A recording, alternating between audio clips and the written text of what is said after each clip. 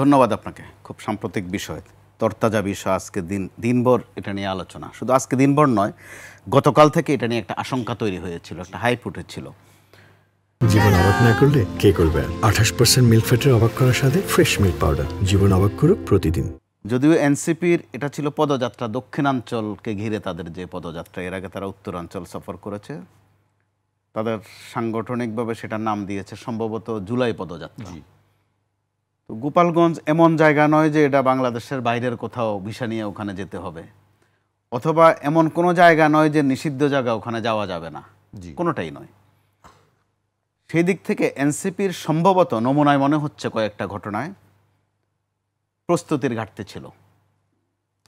তাদের বিরুদ্ধে গতকাল থেকেই কিন্তু এক ধরনের সোশ্যাল মিডিয়ায় সেটা বেশি হয়েছে, মূলধারার গণমাধ্যমে একটু একটু এসেছে, যে তারা টুঙ্গিপাড়ায় বঙ্গবন্ধুর কবর বা মাজার উপড়ে ফেলবে, ওখানে তামাতামা করে ছিল।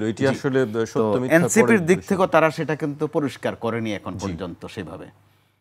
যদিও তাদের গোপালগঞ্জে কিন্তু এটা আলাদা কর্মসূচি ছিল না, দক্ষিণাঞ্চল কেন্দ্রিক কর্মসূচি। তো ওই জায়গায় আরেকটা প্রশ্ন কিন্তু রয়ে গেছে যে ওখানে প্রশাসন কি করেছে। এনসিপি হয়তো রাজনৈতিক অভিজ্ঞতায় ঘাটতির কারণে বুঝে উঠতে পারেনি যে গোপালগঞ্জে গেলে কি হতে পারে। ওই প্রস্তুতিতে তাদের ঘাটতি আমরা স্পষ্ট দেখছি। তাহলে প্রশাসনের দিক থেকে দায়িত্ব ছিল, যেটা আমরা দেখি বরাবর এই ধরনের ঘটনা হলে 144 ধারা জারি করে দেয়।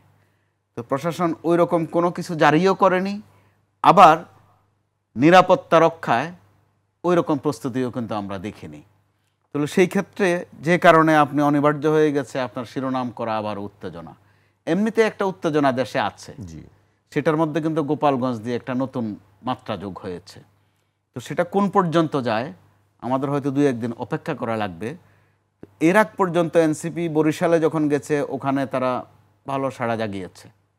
এক পর্যায়ে তারা পীর চরমনায়ের সাথেও দেখা করেছে, ওনার দরবারে গিয়ে হাজির হয়েছে। পীর সাহেব বলেছেন যে তাদের আদর্শ আর আমাদের আদর্শ কাছাকাছি, তারা একসাথে কাজ করবেন। এনসিপির দিক থেকে পরিষ্কার করা হয়নি যে উভয়ের আদর্শ এক কিনা। কতগুলো প্রশ্ন কিন্তু থেকে যায়।